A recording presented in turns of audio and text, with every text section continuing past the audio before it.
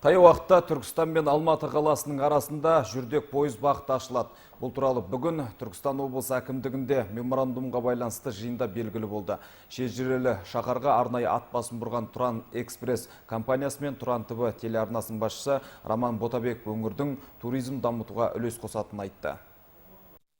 Қараша айынан бастап Алматы мен Түркістан қалалары арасында туристік пойыз жолға шығады. Осыған орай бүгін Тұран Экспресс компаниясы мен Түркістан облысының жолаушылар көлігі және автомобиль жолдары басқармасы, туризм және сыртқы байланыстар басқармасы және ішкі саясат басқарма арасында әріптестік және іскерлік байланыс жөнінде меморандумға қол қойылды.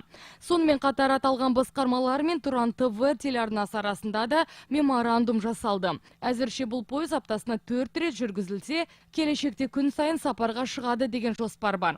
Сонымен қатар Тұран Экспресс компаниясы Түркістан мен Шымкент қалалары арасында күн сайын қатынайтын пойыз бағытын ашуды да қолға алмақшы. Әкімдіктер тарапынан қолдау тапса, бұл жоспар да жүзеге аспақ. Бүгінде Тұран Экспресс компаниясының иелігінде заман талабына сай 100-ден астам вагон бар. Жолаушы тасымалындағы көшбасшылардың бірі. Осы меморандумдар арқылы Түркістан қаласының туристік әлеуеті көтеріледі деген болжам бар. Все средневековые города здесь.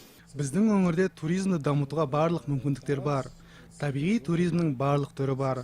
Ең даланы кезуге қызығатындарға құмды аймақ, шыңды сүйетіндерге тау шатқалымыз жетерлік. Ал тарихи туризм өз алдына бір әңгіме. Орта ғасырда қазақ даласында орналасқан көне қалалар Түркістан облысының жерінде орналасқан.